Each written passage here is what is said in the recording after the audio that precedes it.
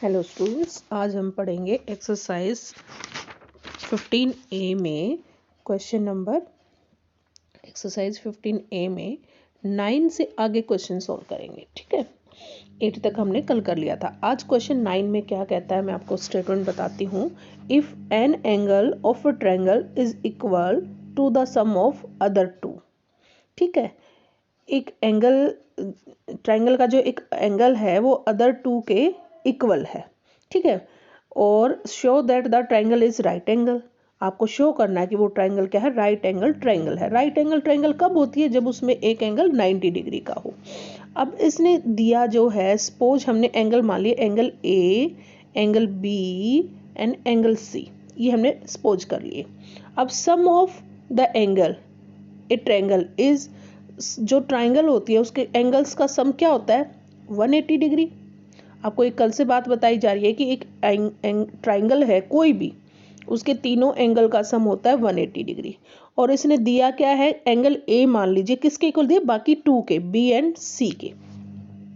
ठीक है, तीन चीजें आपको पता चल गई। आपने सपोज कर लिया angle A, angle B, angle C, ये होते हैं, तीनों का सम 180 डिग्री होता है।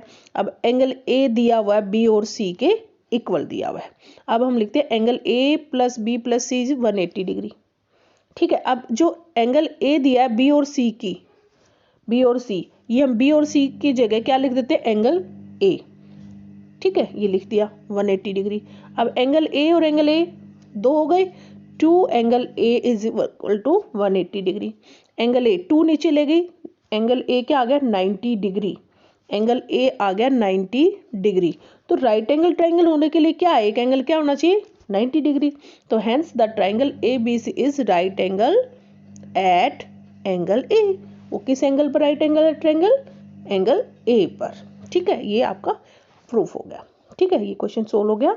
नेक्स्ट है क्वेश्चन नंबर 10 में क्या कहता है, इन अ ट्रायंगल ए बी सी।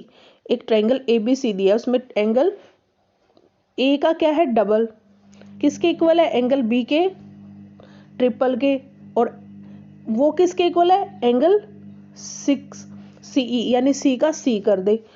ठीक है, और क्या पूछा है, एंगल ए बी सी बताओ।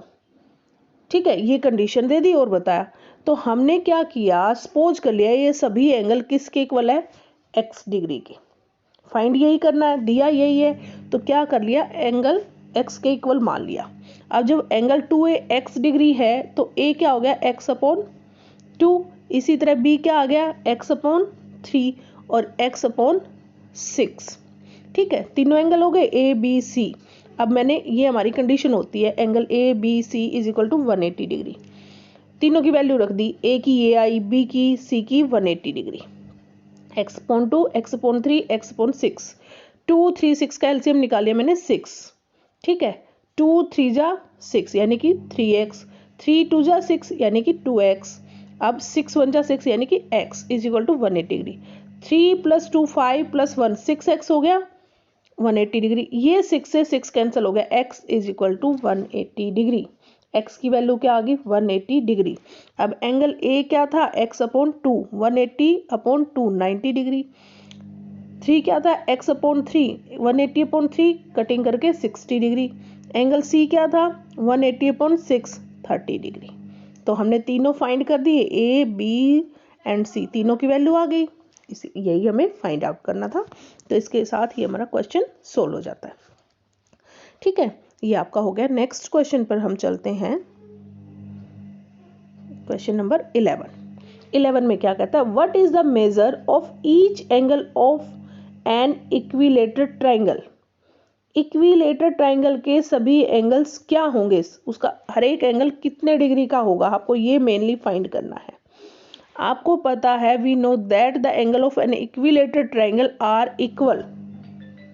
इक्विलेटर यानी इक्वल, इसकी सभी साइड्स इक्वल होते हैं, सभी एंगल्स इक्वल होते हैं इसके। ठीक है, तो अब let the angles are X degree. सभी क्या है, X degree X degree X degree. ये मान लीजिए ये है X degree and X degree. तो तीनों का सम क्या होगा, 180 degree. 3x is equal to 180 degree, x की वैल्यू आ गई 60 डिग्री। तो all the angles are equal, 60 60 60 हो गया सोल्व। इजी है भाई, ये याद रखना है कि तीनों एंगल्स का सम 180 होता है। ठीक है, नेक्स्ट पर चलते हैं। अब नेक्स्ट में हमें दिया गया है, ये फिगर दिया बेटा, ए बी सी, एक ये ट्रायंगल होगी, फिर ए डी ई एक ये हो गई। ठीक है, जो एंगल बी होगा वही एंगल डी होगा, जो एंगल सी होगा वही एंगल ई होगा। ये कोरस्पॉन्डिंग एंगल होते हैं, कोरस्पॉन्डिंग एंगल होते हैं, क्योंकि ये लाइन इसके पैरेलल है बिल्कुल। ठीक है, ये लाइन जब पैरेलल है तो जो एंगल यहाँ बनेगा वही यहाँ बनेगा, जो यहाँ बनेगा वो यहीं बनेगा। इनको बोलते हैं कोरस्पॉन्डिंग एंगल्स।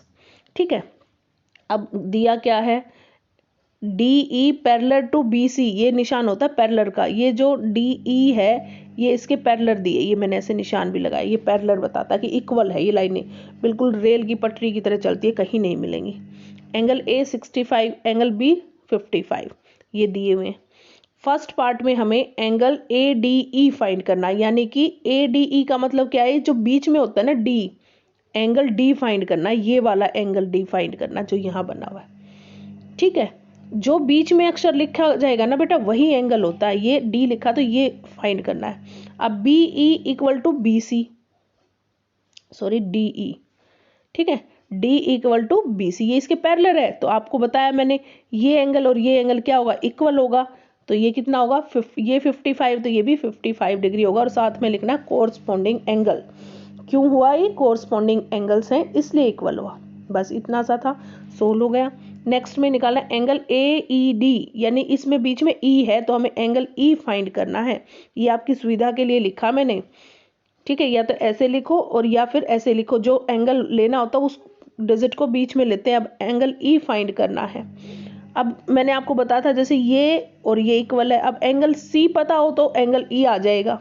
अब हमें एंगल सी ही नहीं पता, तो sum of the angles of triangle is 180 degree होता है। पहले हम सी निकाल लेंगे, ए पता है, बी पता है, तो हमें क्या निकालना है, सी। देखो ए क्या है, ए बी सी हो गए, पूरी बड़े वाली ट्रायंगल ले रही हूँ मैं।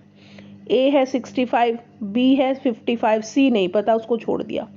दोनों के 120 एंड सी निकला है यहाँ से 60 डिग्री।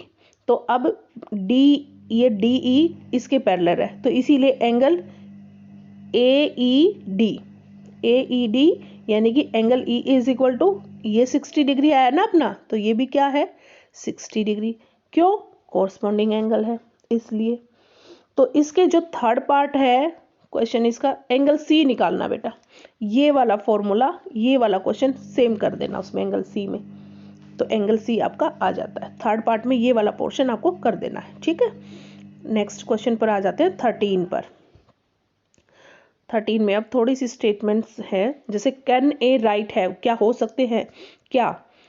फर्स्ट है टू राइट एंगल्स, किसी भी ट्रायंगल में टू राइट एंगल्स हो सकते हैं, नहीं हो सकते बेटा। देखो क्यों, because the sum of all angles is 180 degree. ये अगर ये भी 90 का हो गया और ये भी 90 का हो गया, ये दोनों का सम 180 हो गया, तो तीसरा क्या होगा, ट्रायंगल ही नहीं बनेगी, तो इसलिए नो।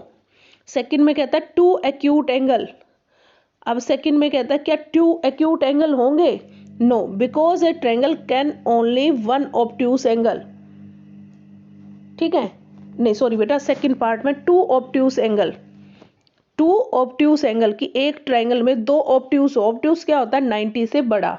नहीं बेटा, वो भी नहीं हो सकते, क्योंकि जब आप अगर ऑब्ट्यूस हो गया 90 से बड़ा हो गया तो उन्हीं का दो का सम ज्यादा हो जाएगा, तो थर्ड एंगल क्या होगा, नहीं, क्योंकि ट्रायंगल में एक ही ऑब्ट्यूस एंगल हो सकता है।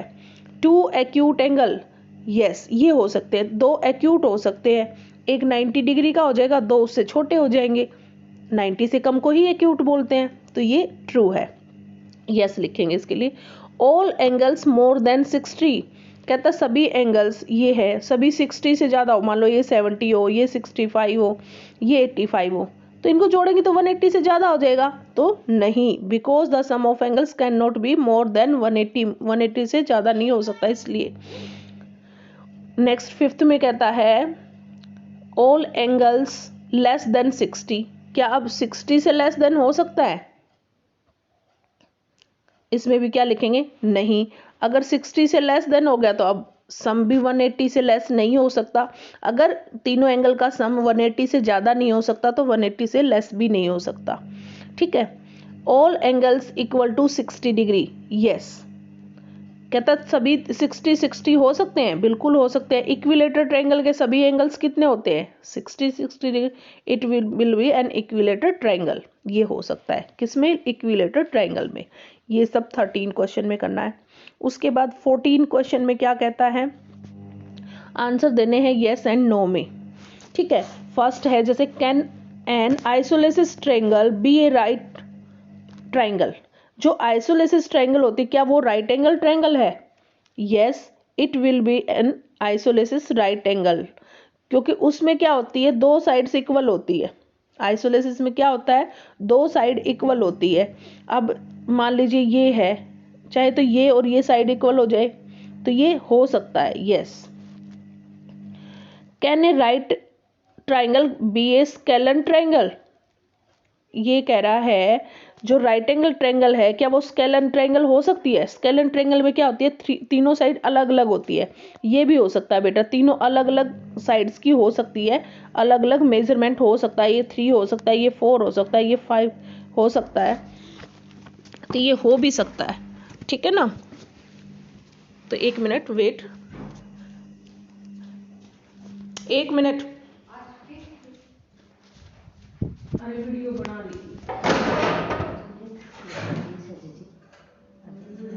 बूढ़ो मर गयो बेरो सो सीढ़ी वालो बूढ़ो मर गयो हां ये तो बर्तन से देखी उसको ही पढ़े हैं ना पानी नहीं। मैं 12 बजे तक थोड़ी बिजी हो जाऊंगी। हाँ जी।